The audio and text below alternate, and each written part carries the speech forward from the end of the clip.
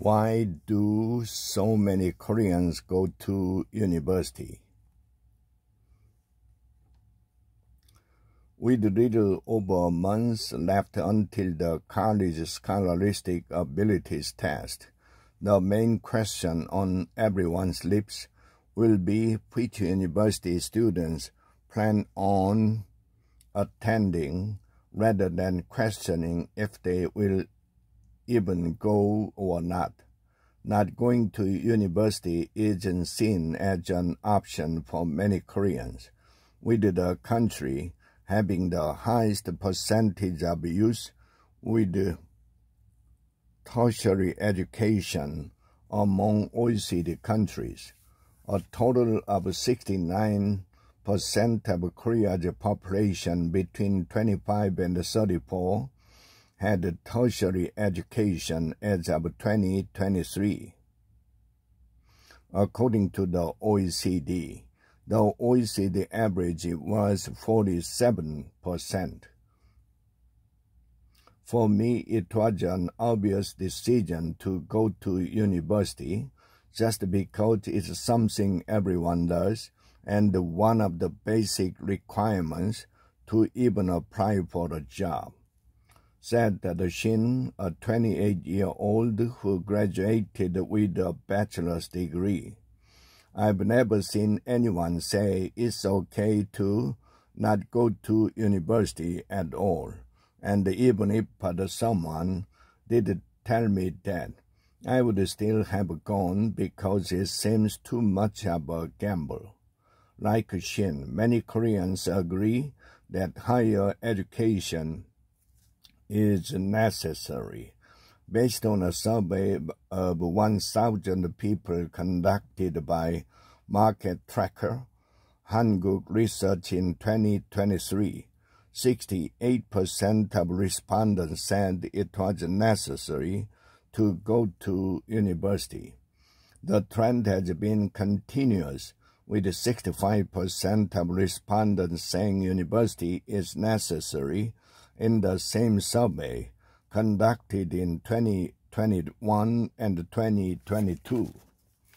How did the degree frenzy start? The phenomenon goes back to the 1950s, when education was one of the factors that could help people move up the social ladder. Terms such as ugoltap, referring to universities as buildings built by tuition farmers who paid by selling their cows. U in Hanja, the Chinese characters that are used in Korean, also emerged in the 60s and 70s, as many families saved every penny to send their children to university.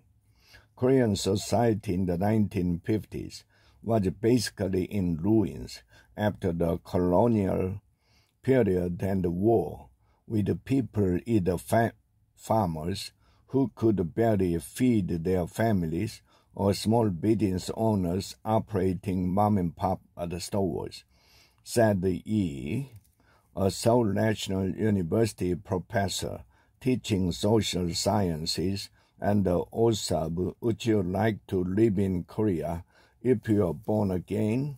Civil servant, teachers, and bankers were the very few modern jobs available at the time, and education was what allowed the people to get those jobs and climb the social ladder.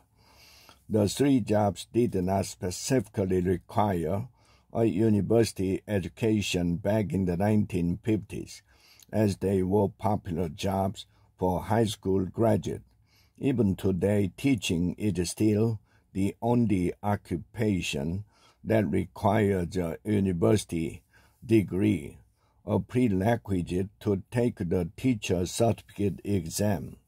Although a university degree is not mandatory to get such jobs, Professor Yi said that many saw university as giving them better chances in the future, and considered it necessary to go to university after graduating high school, as the number of universities jumped after Korea's liberation. Korea had only 29 universities in 1945, with the number rising to 65 in 1955. There were 131 universities in 1965, 190 in 1975, and 236 in 1985. With the universities establishing new campuses and opening more slots for students to enroll in, many students saw the opportunity and jumped in.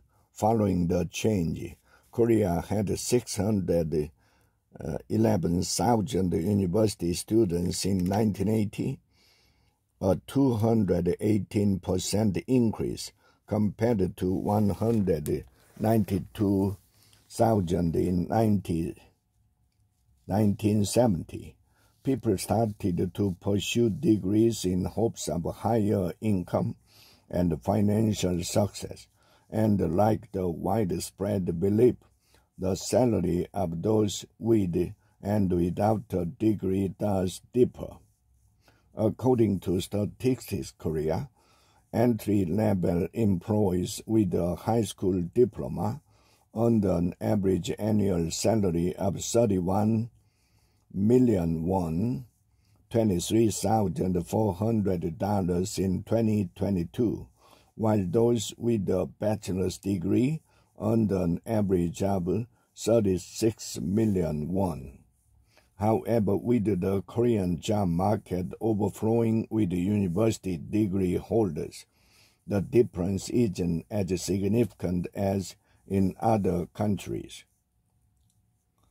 In 2022, the salary of Korean youth between 25 and 34 with a bachelor's degree was 17% higher than those with a high school diploma, according to the OECD. However, the OECD average was just 31% of the difference. After decades of people thinking that getting a university degree is the way to climb the social ladder, degrees are still seen as a reflection of one's current and potential status, with people continuing to pursue higher education. Will the trend continue? Korea already has a large portion of the student-age population attending university, and although it seems like the figure can grow no more, there may still be room, despite the comparatively small income difference between high school graduate and bachelor's degree holders. Korea's long history of freezing undergraduate tuition has made the actual cost of a degree less expensive. Students go to university when the profits they can earn with a degree are higher than the cost of getting the degree, and the actual cost of obtaining a degree is decreasing due to universities freezing tuition, said Kim, a professor teaching economics at Kyunghee University and the author of College Premium. Increased national scholarships are also a factor that lessens the tuition burden and increased enrollment, along with additional government support measures such as financial support for university students to use as rent. As the student population declines, there is a higher chance for students to get into high-ranking universities compared to those they would have been accepted to in the past, said Professor Kim. This could make students who would have been hesitant to go to university if they were accepted to low-ranking ones choose to enroll in university.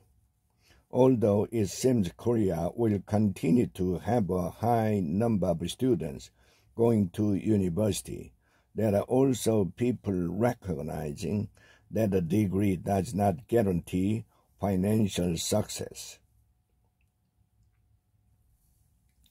Rather than students are going straight to jobs when their skill levels isn't sufficient, there are students who choose to go to university, sometimes influenced by the decision of friends around them, said a spokesperson for the Education Ministry in a press release when the statistics were released.